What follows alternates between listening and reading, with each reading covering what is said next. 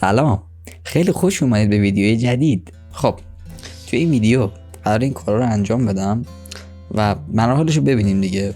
کارای همه چی هست، طراحی هست، یه کاری که خیلیاتون مشکل دارید، حتی خودم هم تا حدودی توش مشکل دارم و در حال یادگیریم، اونم توش هست و این ویدیو یه جورایی میتونه بهتون کمک کنه. منم هی دارم سعی میکنم به این دوربین سلفی نگاه کنم ولی نمیشه، نمیدونم چرا همش به خودم نگاه میکنم. برای شماهایی که فریلنسری میخواین پروژه بگیرید به نظرم خیلی میتونه این ویدیو کمکتون کنه. پس برو بریم. معمولا بعد اینکه سیستم رو روشن میکنم و ویندوز بالا میاد، اولین چیزی که باز میکنم اسپاتیفایه. چرا اینجوری گفتم مهم نیست. اسپاتیفای که باز کردم، حالا استثنا امروز چون من دارم ویدیو میگیرم وایس رکوردرم باز کردم، یعنی اول من اینو باز کردم بخواید حساب کنید. ولی خب روزهای عادیم اسپاتیفای باز میشه و کلا اگه من هنگام کار موزیک گوش ندم به معنای واقعی دیوونه میشم، یعنی اصلا نمیتونم که گوش ندم و حتما باید موزیک گوش بدم. و همچنان دارم سعی میکنم که به دوربین نگاه کنم. دو تا از این بنرها با موضوع مختلف قرار طراحی کنم که متناسب با موضوع بعد آیکونای سه‌بعدیش تغییر کنه. و آره بریم که ببینیم چی میشه توی این فاصله زمانی که من دارم اینو طراحی میکنم. از اونجایی که پنلش اونقدر کار خاصی نداره دیگه، خیلی رو نمیذارم براتون که دقیقاً چیکار میکنم، اونقدر کار خاصی نداره واقعیتش. و الان گوشیم شارژ نداره و مهمترین چیز شارژ گوشیمه. پس این طراحی شد، براتون میذارم نتیجهشو و میریم بعد طراحی این دوتا میایم. آره زودی میایم، قول میدم. طراحی اون دو منر تموم شد ولی خیلی دیر اومدم، یعنی در حدی دیر اومدم که الان هوا تاریکه، غروب. ولی واقعیتش اون دو منر اصلا اینقدر طول نکشید. نهایت 40 دقیقه از من وقت گرفت. 2 ساعت که برق رفت، وسطش هم هی کار پیش می اومد، مجبور میشدم از پشت سیستم بلند شم و به خاطر همین انقدر زمان برد. و خودم هم یکم مریض که هستم، خیلی پشت سیستم نمیشینم، به خاطر همین زمان برد. و حالا الان قراره یک کاری میخوام انجام بدم که میتونم در روند انجام این کار یک سری نکات رو بهتون بگم. از اینجای ویدیو به بعد خیلی به درد کسایی میخوره که میخوان وارد مسیر فریلنسری بشن یا اصلا توی این مسیر فریلنسری هستن و پروژه ندارن. پروژه چرا نیست؟ این همه من وقت گذاشتم، ادیت یاد گرفتم، الان من چرا پروژه پیدا نمی کنم؟ من چرا الان نمیتونم پول در بیارم؟ کلی من پول دادم این سیستم کوفتی رو خریدم، پروژه چرا نیست؟ من خودم اونقدی از این که چجوری پروژه بگیریم و اینا توش ماهر نیستم، خودم در حال یادگیری ام، ولی خیلی چیزا تا الان یاد گرفتم و توی این ویدیو با هم یادش میگیریم. تا الانی که من دارم باهات صحبت میکنم 4 تا روش از این که چجوری پروژه بگیریم و چه راههایی میتونیم پروژه بگیریم و بلدم. سایت های فریلنسری رو اصلا امروز نمیخوام در موردش صحبت کنم و شاید هیچ وقت در موردش صحبت نکنم، چون چیزیه که هست و همه میشناسن و اکثر فریلنسر رو دیگه میشناسن این سایت ها رو.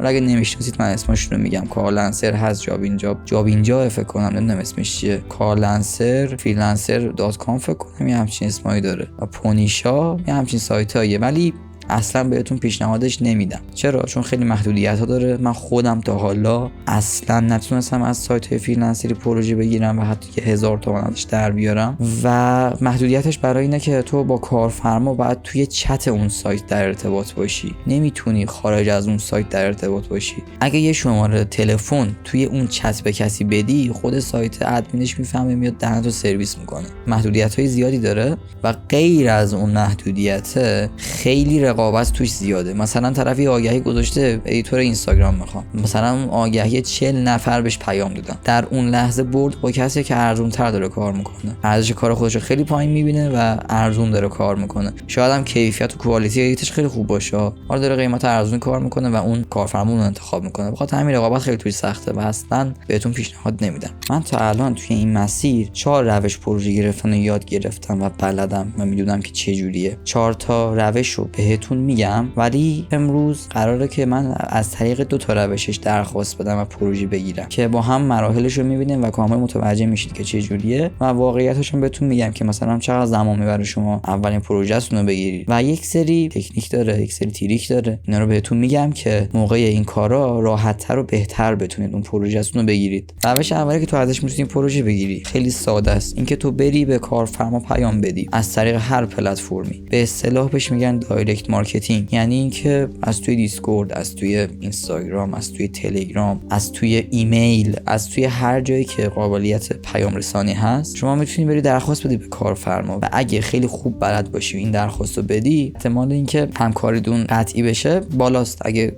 کامل تکنیکاشو بلد باشید. من خودم به شخصه بخوام بگم خیلی این کارو نکردم، پس به خاطر همین اونقدی هم تجربه ندارم که مثلا الان بگم آره مثلا من 10 تا درخواست میدم 5 تاش 6 تاش اوکی میشه. نه اصلا اینجوری نیست و این روش اول بود. روش دوم اینه که جای آگهی میبینید برید به اون طرف درخواست بدید. این میشه مثل همون سایت‌های فریلنسری ولی با این تفاوت که من یه سری کانال توی تلگرام دارم که این کانالا میان پروژه هاشونو میذارن توی اینجور آگهی‌ها. رقابت بالاست همچنان ولی نه به اون شدت سایت‌های فریلنسری، ولی قبول شدن شما راحت تره. چرا؟ چون همون طرف در لحظه اول احساس نیاز داره که اومده آگهی زده. یعنی مثلا ما وقتی میخوایم بریم به کارفرما خودمون پیام بدیم تازه باید احساس نیاز رو به وجود بیاریم توی طرف تا بیاد با ما همکاری کنه. پس راحت تر اینجور درخواست داده. حالا یه روش سومی هست که این 2 تا روش اولی که من گفتم و میشوره میبره. این روشی که الان میخوام بگم یه کمی دردسر داره، یعنی یه کمی شما باید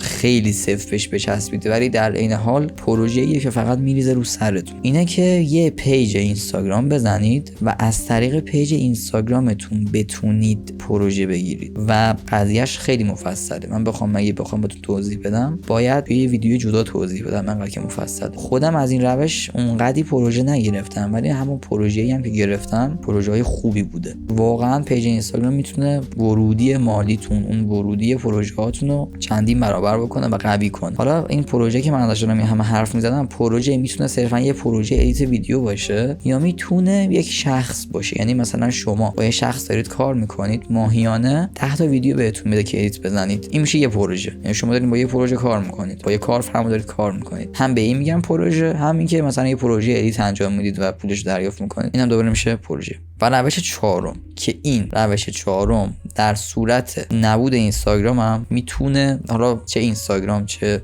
چیز دیگه ای، میتونه شما رو درآمدتون رو صفر نکنه. چیه؟ شبکه سازی. شبکه سازی هم دوباره واقعا خیلی مفصله بخوام توضیح بدم توی 1 دقیقه 2 دقیقه نمیتونم بهتون بگم که چیه و اینا. یعنی اگه شما بتونید یه شبکه خیلی قوی رو درست کنید بردید، عملاً بردید. یعنی حتی اون شبکه انقدر براتون میتونه آورده داشته باشه که قشنگ جای اینستاگرامتون رو پر کنه. ولی اگه واقعا وقتشو دارید روی اینستاگرام تمرکز کنید، لابلاش هم از اون دایرکت مارکتینگ و اینا هم استفاده کنید که حالا صفر نباشید، حداقل یه بخور نمیری بتونید در بیارید. من خودم در حال حاضر با چند نفر دارم کار میکنم. ولی چرا میخوام دوباره پروژه بگیرم؟ چون این 3 نفر هستن که برای ادیت ویدیو دارم باشون کار میکنم. برای طراحی هم چند نفر دیگه هستن که دارم باشون کار میکنم. و این پروژه های ادیت چجوری بوده؟ طرف درخواستمون رو اکسپت کرده، بعد گفت که آره داداش در ماه 12 تا ویدیو داریم، یعنی هفته 3 تا ویدیو. منم گفتم اوکی داداش باش، مشکلی نیست، قبول میکنیم. حالا داداشو دارم توی ویدیو میگم، شما توی مذاکره نباید از لفظ داداش استفاده کنید. حالا چه کارفرماتون از خودتون بزرگتر باشه چه کوچیک‌تر، باید خیلی محترمانه رفتار کنید تا از دستش ندید. من گفت که اوکی من هفته 3 تا ویدیو دارم. منم گفتم اوکی باش. هفته اول همکاری 2 تا ویدیو به من داد. گفتم خب اوکی. هفته دوم هیچ ویدیو نداد. هفته سوم یه ویدیو داد. هفته چهارمم دوباره یه ویدیو داد. یعنی فکر کنم در 1 ماه شد 4 تا ویدیو، یعنی 12 تا ویدیو. 1/3 شد 4 تا ویدیو. و دوباره یکی دیگه هم اومد گفتش که آره من هفته 2 تا ویدیو دارم. گفتم اوکی. هفته اول فکر کنم 2 تا یا 3 تا ویدیو داد. هفته بعدش اصلا فکر کنم هیچی نداد. یعنی دوباره مثل همون مثلا خیلی تقلق. اینو دارم میگم که خیلی روی حرفای کارفرما حساب نکنید که الان میگه من هفته‌ای اینقدر ویدیو میخوام بهت بدم شما بگی وا ترسیدم مثلا اینجوری. نه، من تجربه خودم که دارم توی این روند به دست آوردم دارم بهتون میگم. الان قراره برم توی اینستاگرام و به چند تا پیج پیام بدم و اون نکاتی که لازمه رو بهتون بگم تا شما هم موقعی که خواستین پیام بدید و دایرکت مارکتینگ رو انجام بدین این نکات رو رعایت کنید، چون میتونه خیلی توی پروژه گرفتن بهتون کمک کنه و واقعا جواب بوده. من خودم جواب گرفتم از این روش و اینا. ادامه ویدیو بهتون نشون میدم که کاملا چه جوریه. معمولا برای روش دایرکت مارکتینگ ما از طریق اینستاگرام به کسی درخواست همکاری میدیم، ولی دایرکت مارکتینگ صرفا برای اینستاگرام نیست، برای هر جایی شما میتونید از این روش استفاده کنید. حالا برای اینکه توی اینستاگرام پیام بدیم نیاز به یه پیج شخصی داریم، ترجیحاً شخصی باشه و کاری نباشه. اگه شما بخواید پیج کاری درست حسابی داشته باشین اصلا شما نباید برین پیام بدید، یعنی شما جوری باید تولید محتوا بکنید که کارفرما بیاد به شما پیام بده و به شما درخواست همکاری بده. خاطر همین اصلا اونقدر جالب نیست که با پیج کاری بخواید برید به طرف پیام بدید و پیج شخصیتون اصلا نباید فیک باشه، چون کارفرما اعتماد نمیکنه. حالا منظورم از پیج فیک چیه؟ پیج فیک یعنی پیجی که اصلا پروفایل نداره، فالووراش کمه یا اصلا صفره، خیلی کم، یعنی مثلا زیر 20 تا زیر 10 تا، هیچ پستی هم نداره. پیج شخصی یکی دو تا پست داره، یه چند تا فالوور داره، یه عکس پروفایل خوب داره. عکس پروفایل خوبم حتما نیاز ادیت شده باشه. یه عکس پروفایل خیلی ساده. الان من پیج خودم نشون میدم، تو رو خدا درخواست ندید، من قبول نمیکنم، پیج شخصیه. خب ببینید پیج شخصی که من ازش صحبت میکنم این پیجه. اسم و فامیلمه، یه حالت ساده نوشتم، خیلی عجیب و غریب و عجق وجق نیست. یه اسم و فامیلمو دوباره اونجا نوشتم. حالا یه چند تا هم فالوور و فالوینگ دارم، بدونم پست دارم و در همین حد. عکس پروفایلم در همین حد ساده، از این اصلا میگم کار خاصی نمیخواد بکنه. حالا من یه نور آبی هم داشتم گذاشتم اینجا، شما اینم نداشتید اصلا برین توی منظره عکس بگیرین، برین تو حیاط عکس بگیرین، برین. من تو دستشویی می‌خواستم بگم که نمیشه تو دستشویی دیگه، واقعا اونجا جاش خوب نیست. ولی حالا هر جایی که نور خوبی باشه، قشنگ یه عکس واضح و خیلی خوب بتونید بگیرید، کارو در میاره و در همین حد کافیه. من الان به چند تا پیج پیام میدم برای همکاری و بعد پیامی که دادم دوباره میام براتون ویدیو میگیرم و از روی پیام یا وایسایی که دادم بهتون میگم که دقیقاً باید چیکار کنید، چون اونجوری یه رفرنسی دارید، یه پیش زمینه‌ای دارید برای این کار و داشتن رفرنس خیلی میتونه بهتون کمک کنه که بهترین کارو انجام بدید. و آره حالا چرا از پیام دادنم ویدیو نمیذارم براتون؟ چون من نمیتونم هم ویدیو بگیرم هم پیام بدم، یعنی تمرکزم باید یه جا باشه. میام قول میدم نصف شب نشه. از اون وقتی که تا اون موقع باتون صحبت کردم فکر کنم یه 2-3 ساعتی میگذره و حالا دلیلش هم بدون میگم که چرا انقدر فرآیند طول میکشه. خب بینش هم من کارهای پیش اومد که مجبور میشدم که این کارو نکنم و برم درگیر کارهای دیگه بودم. حالا اصلا چرا این کار انقدر طول میکشه اینا توی فرآیندی که میخوام بهتون بگم کاملا متوجهش میشید. نکته اولی که توی پیام دادن به پیجا باید خیلی رعایتشون کنید اینه که به پیج خیلی بزرگ نباید پیام بدید. حتی مثلا یه پیج میبینید که ادیتش داغونه، افتضاحه، ولی 100k فالوور داره، 200k فالوور داره، یا ابوالفضل ولی 100k فالوور داره، 200k فالوور داره، خب اون اصلا پیام شما رو نمیتونه ببینه، واقعا نمیتونه ببینه که اینقدر دایرکتاش بالاست. مگه اینکه کسی که میبینه ادمینه و صاحب اون پیج نیست. بهتره ما به پیجای پیام بدیم که میدونیم که به دست خود طرف میرسه تا ادمین. خب پس بهترین پیجا برای این کار پیجایی که بین 10k تا 50k فالووره دیگه، حد اکثرش 50k، بیشتر از 50k نشه. حالا لابلاش به 70k 80k 60k 5k نمیدونم 8k هم پیام بدید بدک نیست، ضرر نداره. شاید همونا هم تونستن باهاتون کار کنن، محدودیت خیلی خاصی نیست این وسط، ولی تمرکزتون رو بذارید بین پیجای 10k تا 50k. شما همینو بخواید بگردین پیدا کنید زمان میبره که پیجی رو پیدا کنید که 10k باشه، 20k باشه، 30k باشه. و بعد چیزی که بعدی که مهمه، بعد برید آخرین پستاشو ببینید اصلا طرف فعال نیست. آخرین پستش مال کی بوده؟ 3 تا پست آخرش مال این هفته بوده، مال هفته پیش بوده، مال یه ماه پیش بوده، چه جوری بوده؟ اگه مال یه ماه پیش بوده به نظرم پیام ندید خوبه، یعنی بهتره تا برید وقتتون رو برای کسی دیگه ای بذارید. حالا حد اکثر اگه دیدید 1 ماه بوده شاید طرف یه مشکلی براش پیش اومده، نمیدونم مثلا تو خود ادیت و اینا مشکل خورده دیگه ادامه نداده. حالا اگه حد اکثر تا 1 ماه مثلا دید فعالیت نکرده بهش پیام بدید، ضرر نداره. ولی اگر هم ندادید چیزی از دست نمیدید، به جاش میرید به یه پیجی پیام بدید که فعاله و مثلا آخرین پستش مال مثلا 2-3 روز پیش بوده. پس اینم شد از پارامتر دوم که خیلی باید بهش اهمیت بدید. این 2 تا پارامتر رو به ترتیب که انجام دادین اون موقع وقت اینه که بهش دایرکت بدید، یعنی اول این 2 تا رو باید بهش توجه کنید، بعد اون موقع بهش پیام بدید. و حالا من یه چند تا پیام الان بهتون نشون میدم تا کاملا متوجه بشید که چه جوریه کلا فرآیند دایرکت مارکتینگ و چه نکته‌هایی رو باید توش رعایت کنید. اولین نکته که باید بهش رعایت کنید، مستقیم صحبت کنید. من نوشتم سلام آقای صالح نژاد، خوبین؟ شبتون بخیر. حالا این خوبین شبتون بخیر رو بذارید خوبه، احترام، اون ادب، اون احترام رسیده میشه به مخاطب، به اون کارفرما.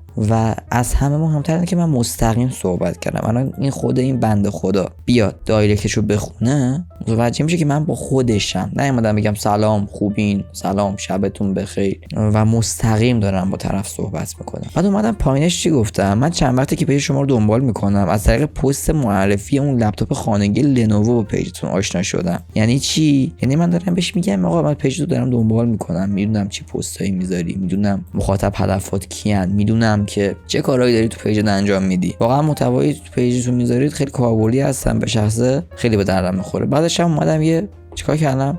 یه تعریفی کردم ازش که طرف حال کنه، خوشش بیاد. بعد اومدم گفتم چی؟ موضوع محتواتون خیلی خوبه، با بررسی پیج همکارتون متوجه شدم که توی ارائه محتوا خیلی بهتر میتونید عمل کنید تا بازخورد بالایی بگیرید. اینجا که من گفتم ارائه محتوا، من میتونستم خیلی راحت بگم ادیت ویدیو، ولی نگفتم. وقتی گفتم ارائه محتوا، طرف برای خودش سوال میشه، که یعنی چی ارائه محتوا؟ مثلا منظورش ادیته یا نه مثلا چیز دیگه منظورشه؟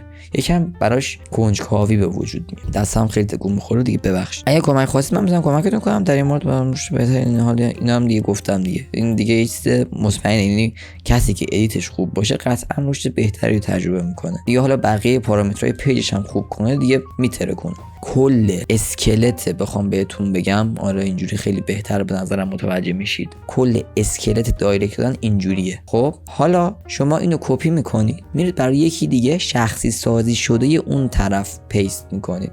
چه جوری؟ اینجوری. الان یه بنده خدای دیگه رو میارم.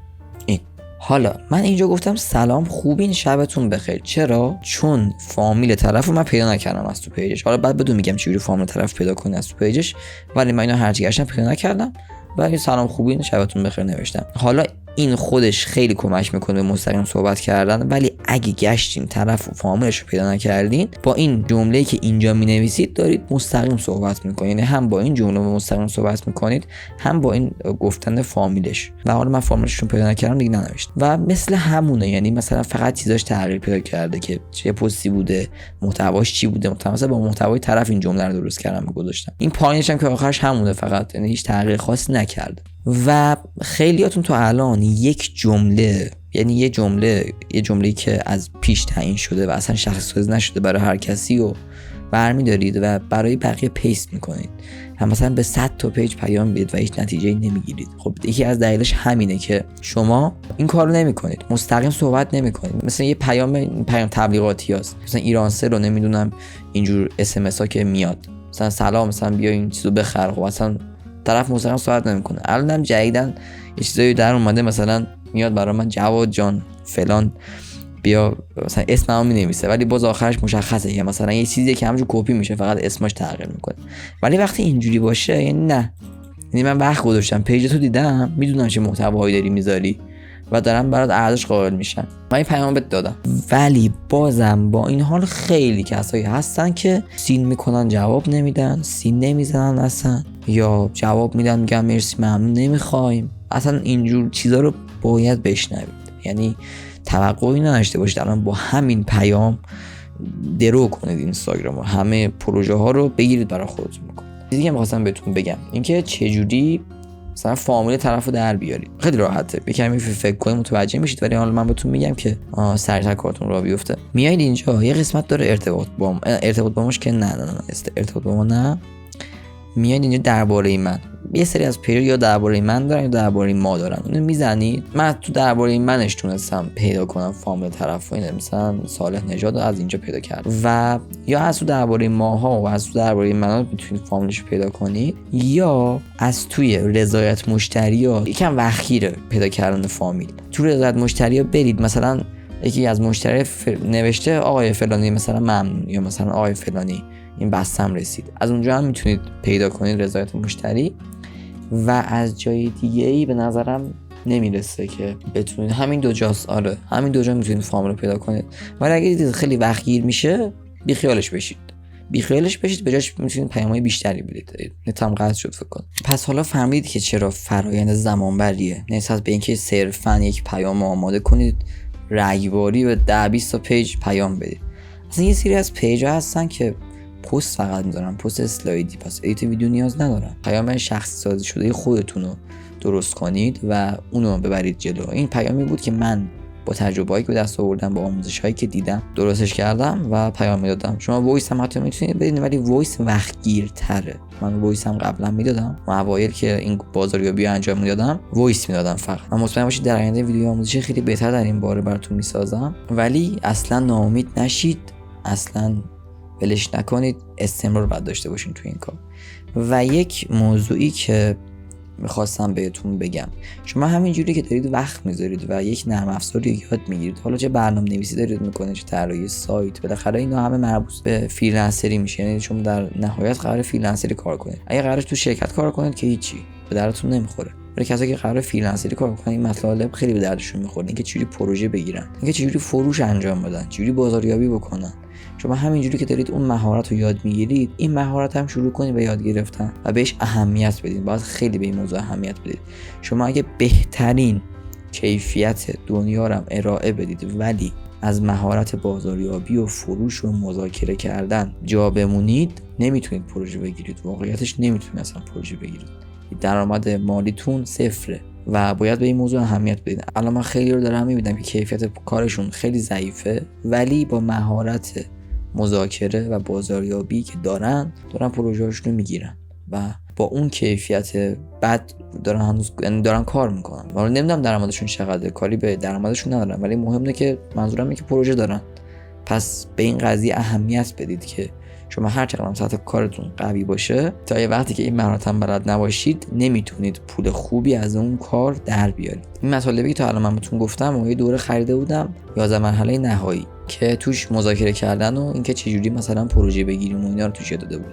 این دوره از رضا برازجانیه، دوره واقعا خوبیه. یعنی مثلا اگه دوست دارید و هزینه‌ش هم دارید، این دوره رو تهیه کنید. خیلی میتونه بهتون کمک کنه توی پروژه گرفتن. و کلا مبحث دورش در مورد همینه. یعنی توی دورش نه فتوشاپ یاد میده، نه اصلا هیچ نرم افزاری یاد نمیده، فقط مهارت نرمتون رو قوی میکنه. بدون یاد میده که اصلا چیکار کنید، چجوری مذاکره کنید، چه کارایی باید بکنید، چه کارایی نباید بکنید. و یک سری از مطالبی که امروز بهتون گفتم از اون دوره بود. امیدوارم که از این ویدیو لذت برده باشید و مطلب آموزشیش براتون مفید بوده باشه. خیلی دوست دارم یه فیدبکی بهم بدید که الان من این آموزشی که به شما دادم چجوری بوده. خیلی دوست دارم تو کامنت ها بهم بگید که چجوری بوده و دمتون گرم که تا اینجا ویدیو رو دیدید. امیدوارم که هر جا که هستین سلامت باشید و تا ویدیو بعدی میبینمتون.